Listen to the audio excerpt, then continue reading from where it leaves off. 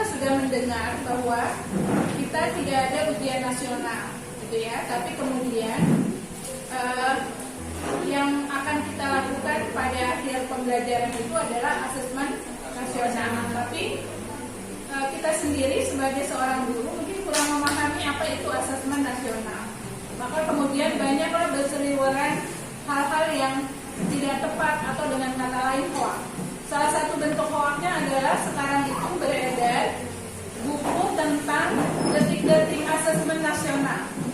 Salah satunya, gitu ya. Jadi siswa disuruh untuk mempelajari materi pembelajaran atau soal-soal terkait dengan asesmen nasional. Padahal sebenarnya itu tidak perlu dilakukan, gitu ya, tidak perlu dilakukan. Jadi itu salah satu hoaxnya, gitu ya. Saya coba sampaikan tentang asesmen nasional ini supaya kita punya pemahaman yang sama, minimal untuk pemahaman awal saja.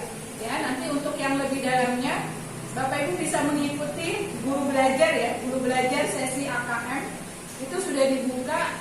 Sekarang lagi angkatan ke-8 kalau nggak salah ya, angkatan ke-8 atau ke-7 gitu ya. Kita lihat yang pertama, ya, coba. Nah ini ya, ini konsep asesmen nasional ya. Konsep asesmen nasional ini adalah asesmen nasional adalah program penilaian terhadap mutu setiap sekolah. Ya, setiap sekolah, madrasah dan program kesetaraan pada jenjang dasar dan jenjang menengah.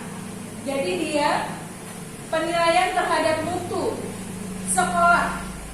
Bedanya dengan UN, kalau UN itu kita melakukan penilaian terhadap siswa.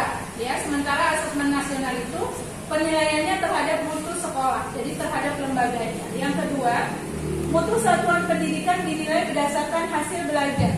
Ya, mutu satuan pendidikan dinilai sebagai hasil belajar siswa yang mendasar, yaitu literasi, numerasi, dan karakter. Kalau literasi itu literasi membaca yang akan dinilai, gitu ya, terkait dengan anak-anak. Kemudian numerasi itu angka, kemudian karakter ini pembentukan karakter siswa.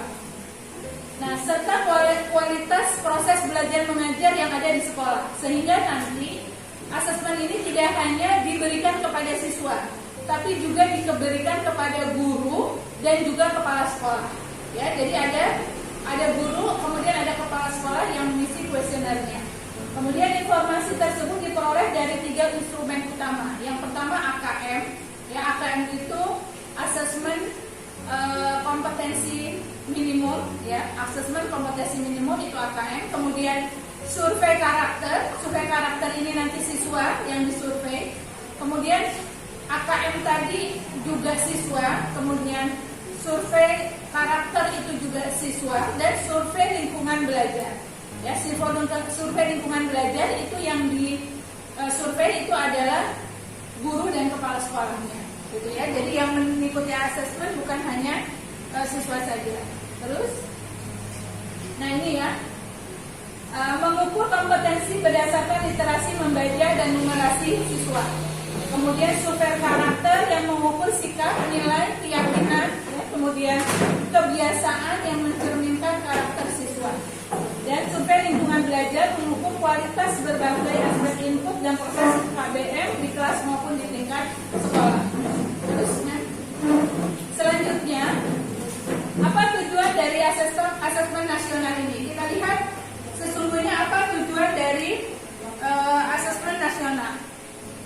Perkembangan mutu, yang pertama melihat perkembangan mutu dari waktu ke waktu. Jadi nanti kita akan diukur kualitas KBM yang ada di sekolah kita. Kemudian itu dijadikan sebagai alat untuk melakukan proses perbaikan kualitas pendidikan. Jadi setelah diukur, kemudian data yang digunakan ini, data yang didapat digunakan untuk melakukan perbaikan terhadap kualitas pendidikan yang ada di sekolah. Itu yang pertama ya. Kemudian untuk melihat atau memantau kesenjangan antar bagian dalam sistem pendidikan. Ya. Jadi nanti akan ketahuan misalnya sekolah yang ada di kota dengan sekolah yang ada di kabupaten. Antara sekolah yang punya akses mungkin akses sarana prasarana yang lebih dengan sekolah yang sederhana. Kemudian akan juga diukur misalnya sekolah yang memiliki lingkungan pembelajaran atau memiliki latar belakang orang tua seperti apa, maka kemudian kualitas pendidikannya seperti apa, seperti itu. Jadi itu akan diukur korelasi antara setiap bagian dari dari lingkungan sekolah itu, ya. Kemudian yang kedua, bertujuan untuk menunjukkan apa yang seharusnya menjadi tujuan utama sekolah, yaitu pengembangan kompetensi dan karakter siswa. Ya, jadi nanti setelah data dari asesmen nasional itu didapat, sekolah harus melakukan program pengembangan sekolah. Jadi sekolah ini mau dikembangkan seperti apa, gitu ya. Dari situ bisa ketahuan misalnya sekolah ini ada nggak progres dari tahun ke tahun. Apakah dia stagnan di situ-situ aja, ataukah ada progres, misalnya kemajuan pengembangan sekolah dan karakter siswanya, atau sebaliknya, gitu. Sekolahnya malah setback gitu ya, malah ke belakang gitu ya, malah mundur gitu. Sekolahnya malah mundur, tidak ada kemajuan. Nah, itu akan diukur dari asesmen nasional. Kemudian juga memberikan gambaran tentang karakteristik esensial sebuah sekolah yang efektif, ya, untuk mencapai tujuan utama. Jadi dari sini juga bisa mendorong dinas pendidikan untuk meningkatkan kualitas pembelajaran atau mutu sekolah di lingkungan dinas tersebut. Jadi dia kemanfaatannya itu banyak, bukan hanya untuk orang tua, untuk sekolah atau untuk siswa gitu ya, tapi juga untuk dinas ya, untuk dinas pendidikan. Dan mungkin kalau dalam skup kabupaten nanti akan dilihat misalnya skup kabupaten kota, kemudian skup provinsi dan seterusnya, gitu ya. Jadi yang dipotret itu adalah mutu sekolah, ya, mutu sekolah atau mutu pendidikan dari lingkup wilayah tertentu ya, kota, kabupaten atau provinsi.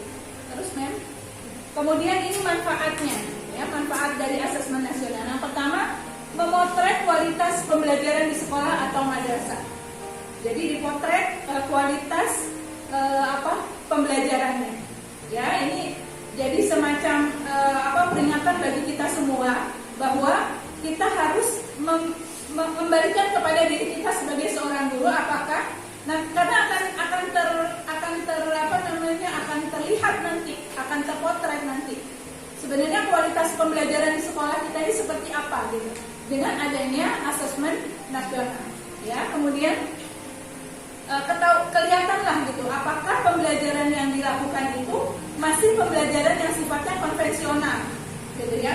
Pembelajaran konvensional itu ya guru hanya memberikan materi dengan ceramah atau anak-anak disuruh mencatat, gitu ya. Anak-anak disuruh merangkum dan seterusnya tanpa melibatkan kemampuan anak untuk melakukan literasi, ya, melakukan literasi atau melakukan numerasi. Gitu. Kemudian melakukan umpan balik peningkatan kualitas pembelajaran di sekolah atau di madrasah. Jadi ada umpan balik. Umpan balik itu gini. Kita melakukan asesmen. Kemudian hasil asesmen itu diketahui oleh dinas misalnya atau kementerian. Nanti hasilnya itu dikembalikan kepada kita. Sebagai apa? Sebagai nilai mutu sekolah. Gitu. Sebagai nilai mutu sekolah yang nanti itu akan berdampak terhadap sekolah kita. Oh, ternyata nilai mutu kita ini sekian. Ya, nilai mutunya sekian. Berarti ada umpan balik di situ, ya, terhadap sekolah. Kalau selama ini nilai mutu ini kita bisa melihatnya dari beberapa ukuran ya, Pak Agus ya, yang biasa melakukan, misalnya dari PMP, penilaian mutu pendidikan ya. Kemudian dari akreditasi, kemudian dari Moneva salah satunya ya. Kemudian ada lagi di Dapodik gitu ya, ada lagi isian Dapodik dan seterusnya ya. Nah, nanti salah satu penilaian daripada mutu sekolah itu adalah dari hasil asesmen nasional ya. Kemudian yang ketiga, dasar untuk penyusunan program peningkatan kualitas pembelajaran di sekolah atau di madrasah. Jadi nanti kelak hasil asesmen ini diumpan balik ke sekolah, kemudian sekolah membuat program.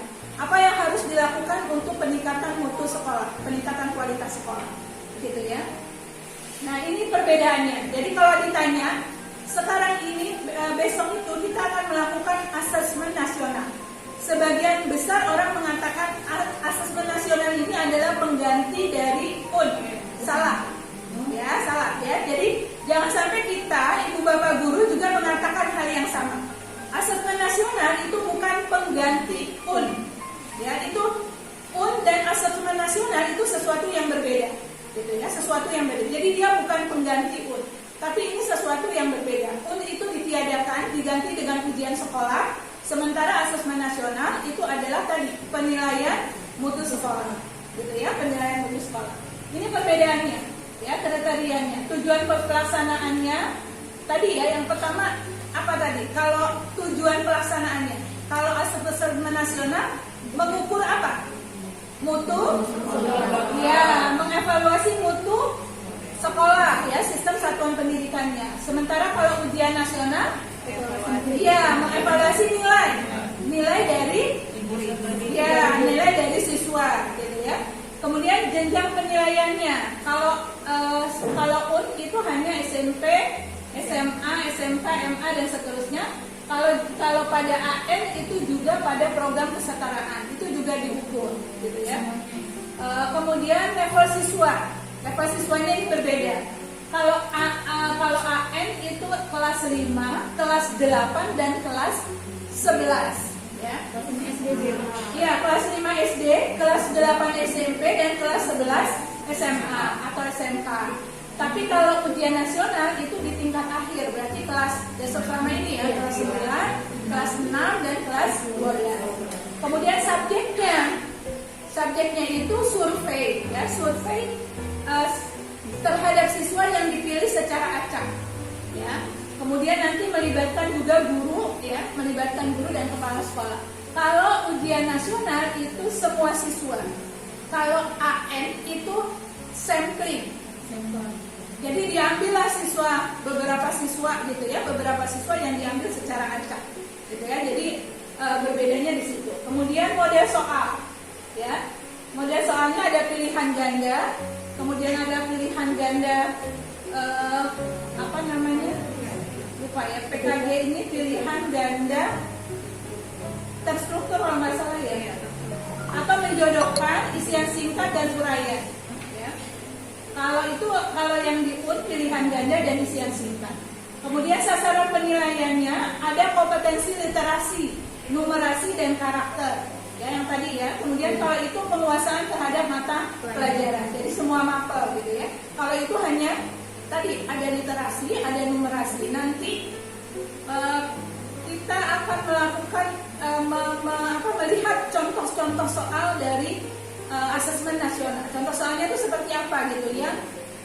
Sebenarnya bisa dilatihkan kepada anak-anak gitu, supaya anak-anak gini loh contoh soal kalau asesmen itu seperti itu gitu ya. Kemudian yang selanjutnya metode penilaiannya, ya. Kalau ini MSAT ya, saya juga nggak paham ya model penilaiannya, tapi tetap berbasis komputer, ya, tetap berbasis komputer dan online. Kalau ujian nasional itu pakai CBT atau PBT, kalau ini MSAT ya, computerized multi-stop ya, adaptive testing, nggak paham juga ini apa. Ininya gitu ya, sistemnya seperti apa. Tapi kalau yang kemarin uji coba beda ya Bu. Kalau sistem penilaiannya itu nanti anak itu kan mengerjakan soal berdasarkan grade. Jadi grade yang termudah nanti dia soal kelas 1 dia mudah bisa. Dia nanti naik. Grade-nya tingkat kesulitannya naik dan naik. Gitu ya. Dia nanti dicapai nilai maksimalnya berapa per siswa. Gitu ya. Jadi untuk mengukur kemampuan betul ya, mengukur kemampuan anak ya. Jadi mungkin satu nilai dia cukup bisa, kemudian dicoba lagi naik. Ya, grade-nya naik lagi. Nah, itu cara penilaiannya mungkin berbeda dengan UN. Kalau UN kan soalnya semua sama, ya, sampai sama ya. Ini seperti itu. Makanya kemarin agak apa namanya error ya Pak? Error. Sistem ya. Sistemnya agak error, makanya kemarin. Online-nya murni Bu, nggak pakai local host lagi. Gitu ya. Online murni ya. Itu ya beberapa yang terkait dengan asesmen nasional. Jadi tergambar ya Bapak dan Ibu yang akan kita lakukan terkait dengan asesmen nasional ini. awalnya kita akan melaksanakan di bulan April 2021. Tapi karena kondisi peralatan dan yang belum siap, sistemnya yang belum siap, gitu ya. Sistem mungkin yang tadi ya, yang terakhir dijelaskan Pak Agus ini, karena ketika kemarin itu juga error, sistemnya error gitu ya. Mungkin itu yang belum siap, akhirnya diundur di bulan Oktober. Ya, bagus ya, di bulan Oktober ya. Kalau nggak September, kalau nggak itu Oktober, gitu ya. Kemudian siswanya tetap siswa kelas 8, ya, tetap siswa kelas 8 dengan dipilih secara acak ya, dipilih secara acak. Mungkin itu yang bisa saya sampaikan terkait dengan asesmen nasional, ya.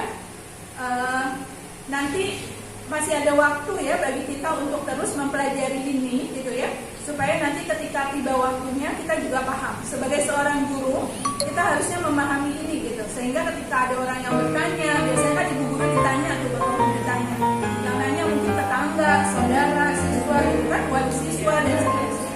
Itu jangan sampai kita salah dalam memberikan jawaban, gitu ya, atau mungkin karena polos kita bilang kita nggak tahu gitu ya. Padahal ini sebenarnya sudah disosialisasikan oleh kementerian, gitu ya. Mungkin itu yang bisa saya sampaikan. Saya akhiri. Assalamualaikum warahmatullahi wabarakatuh. Waalaikumsalam.